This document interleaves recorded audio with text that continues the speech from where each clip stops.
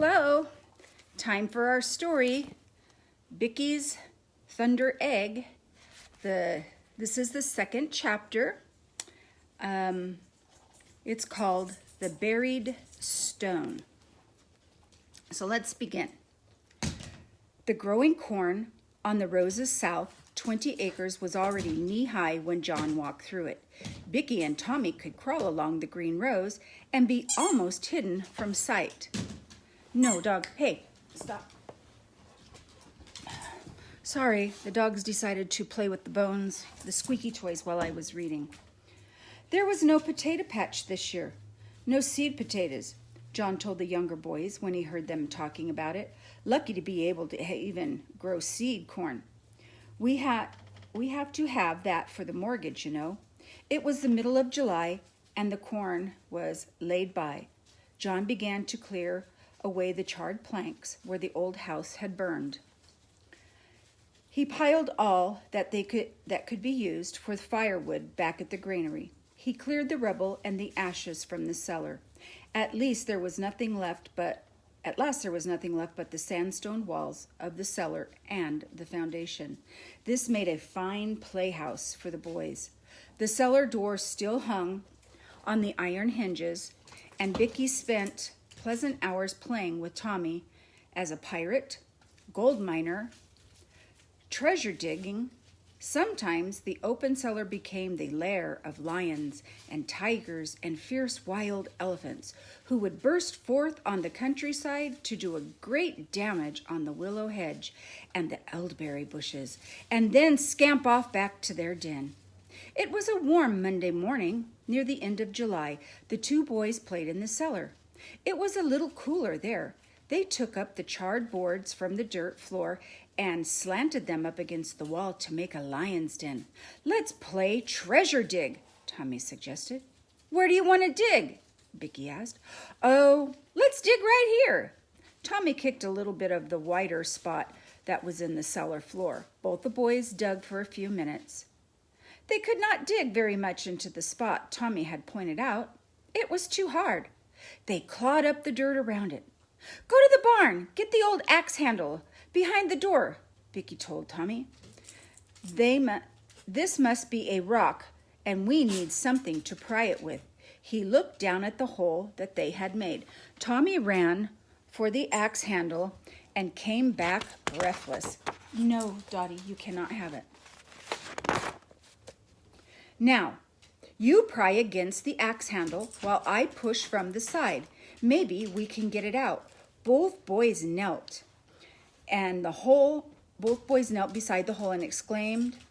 This thing that they were trying to dig out just couldn't come out. It looks like a huge, great, big egg about 14 inches long and entirely a couple of feet around at its fattest point. What do you think it is? Bickie tapped it with the axe handle. Oh, it's a stone. Yep, that's what it is. Tommy pried and pushed and tugged and with the help of the axe handle. I know it's a stone, but did you ever see a stone like that before? No, but there's lots of stones that I've never saw, and I suppose there's millions of stones that you never saw too, Tommy. Tommy was tired. He sat down in the middle of the dirt that they had thrown out, and he looked at Bickie. It isn't a very pretty stone. Bickie kicked the rock, still partially embedded in the earth. I can't see why it's so hard to dig up. It looks quite smooth. All of it, anyway, that we can see. You don't suppose it has roots or something? No. Tommy began clawing the dirt away from the stone again. It hasn't got roots, but it's an awful heavy one. That's what. Bickie looked straight up at the sky above them. The sun shone down, and the air smelled of clover and dandelions and ragweed. Well, I hope we can get it out, he said. We'll scrub it off, and then we'll take it into our bedroom. We can have fun with it. It's such a queer-looking stone. I wonder how it came to be buried here in our cellar floor. Tommy was using the pry bar again. He heaved and he pressed on that gray stone. Maybe it was here when God made the earth. Or maybe it got here when the flood came and drowned everything and scattered the rocks all about. Yes, it does look like it was always there. Bickie took up the axe handle with the stronger arm hey, guys, at the lever, and the stone loosened a little bit, and then it rolled to the side of the hole that they had dug around it. Look, it's loose, Bickie shouted. Help me lift it, Tommy. Dogs. Oh, they think someone's at my door. Stop, there's no one there. The two boys rolled it free of the hole and sat down to examine their prize. It actually wasn't very pretty at all. It didn't even look smooth anymore. It was rough and gray, and it looked like it was an egg shape. If I didn't know it was a stone, I'd think it was some kind of a big bird egg, Bickie said. You know, Mother told us about fish and frogs that got caught in the flood. They got buried in the ground, and then they finally turned into stone. Plants did that too. She said they were called fossils. And here's a little picture of them doing that. I don't know if you can see that very well. Down in their cellar where their house had burnt. Okay, I don't think there were ever any birds big enough to lay an egg like this. Tommy brushed the dirt from the stone with his shirt sleeve. I don't think it's a fossil either. It's just a heavy old stone. After lunch, the boys went to play in the maple grove, and neither of them even remembered the gray stone until almost sundown. Maybe we ought to take our stone in the house, Tommy reminded Bickie. They ran back to the open cellar and looked at it again. It was so heavy. We'll have to carry it in a blanket. We can't leave it here, Tommy sighed and squatted on the floor near the stone. Because that old Hank Smith is always prowling around here, looking at everything. And if he saw this funny-looking stone, he'd probably take it. Then Mother's supper call came clear through the evening stillness.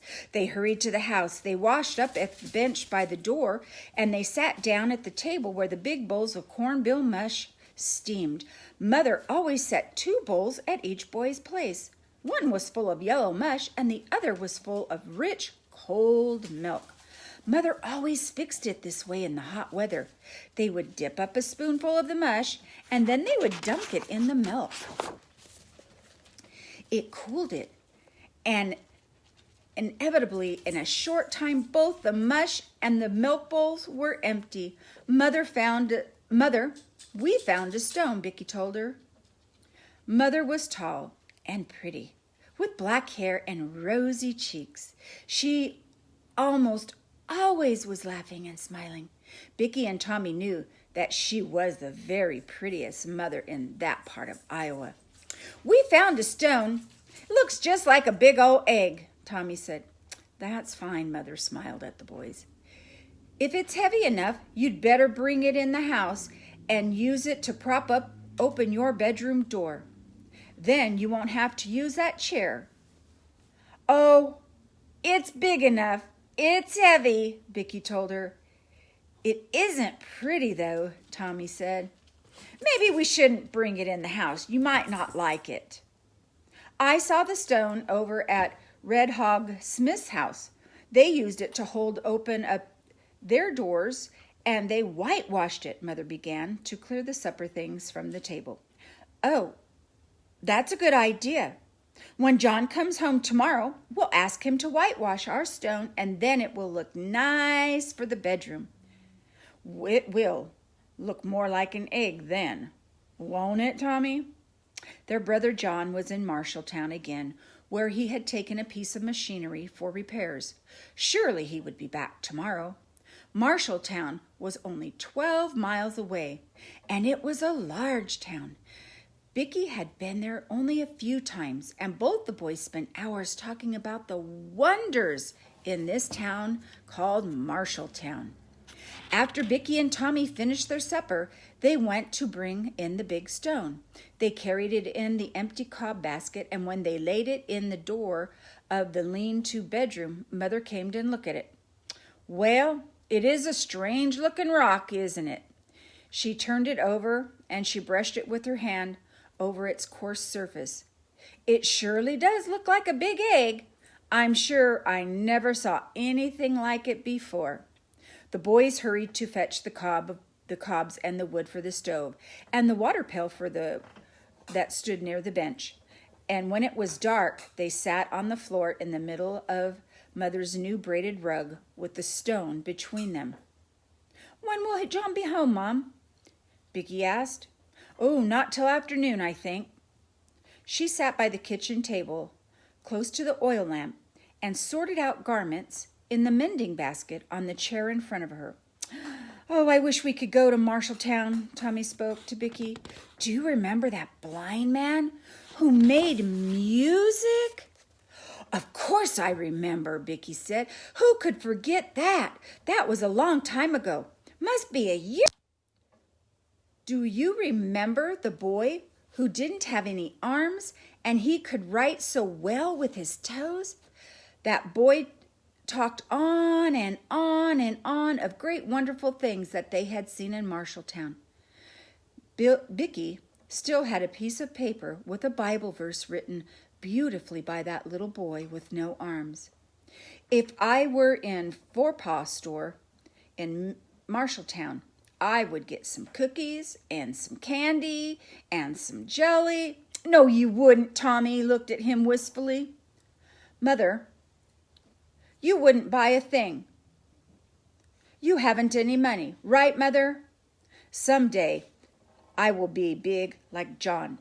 Then I will earn money, and I will go to Forepaw's store, and I'll buy everything I want," Bickie declared. Forepaw's store was filled with wonderful things. There were coats and suits of fine material, lamps and lanterns and saddles and food. There were barrels of crackers and big round cakes of yellow cheese, cookies and candies too, and big bags of rice and flour. And under the counter in the grocery department, there were wooden pails of jam and jelly. Oh, and there was cornmeal too. There was a great deal of cornmeal, but it wasn't expensive. Even the state center, a mile away, there would be plenty of cornmeal. Often when the boys ate their cornmeal mush, they talked of the brown sugar and the jelly that they had seen in Forepaw's store a year ago. Now, as they thought of John coming home tomorrow, they couldn't help but wonder, maybe he might bring us a pail of jelly. He sometimes did. The jelly was very cheap. That night, as Bickie laid Bickie laid in his bed, he remembered that they hadn't told Mother where they had found this queer-shaped stone. But she didn't ask. He decided that it didn't really matter then. It was just an old stone that must have been there when the cellar floor was put in a long time ago. Mother couldn't be very excited about any of these things that they dug up. They had been doing this all summer. Early in the spring, a story had spread about the neighborhood of a man who had been digging in his cellar deeper and had discovered a chest of gold. Although Mother told them the story was probably not true, the boys began a series of frantic digging all over their yard.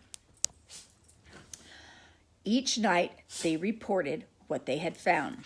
They had dug up a couple old rusty horseshoes, an old axe head, and a currycomb.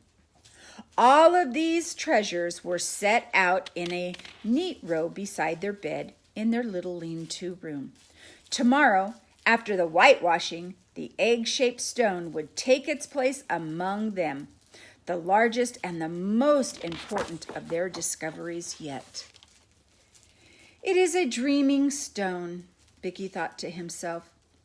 Dreaming. Things are always good to have because they can make a boy forget about ragged clothes, cornmeal mush, and many other things. And that's the end of chapter 2. Tomorrow's chapter 3, Uncle Dirk's Secret. Can't wait to find out what that's going to be about. See you tomorrow. Have a great night.